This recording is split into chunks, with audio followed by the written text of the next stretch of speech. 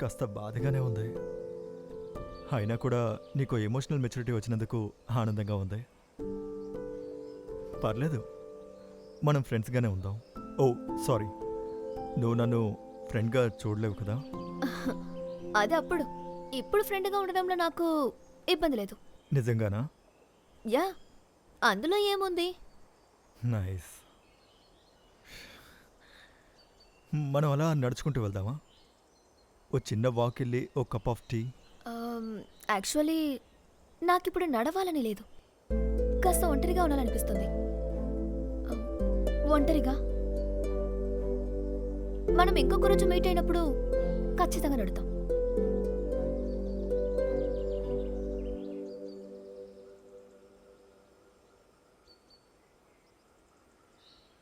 అయితే సరే. మ్మ్.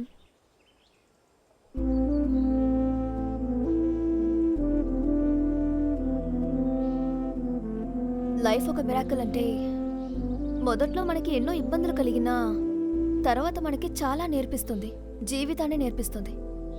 అవును, ఇప్పుడు నేను ఆ స్టేజ్లోనే ఉన్నాను. Right now I'm loving my self.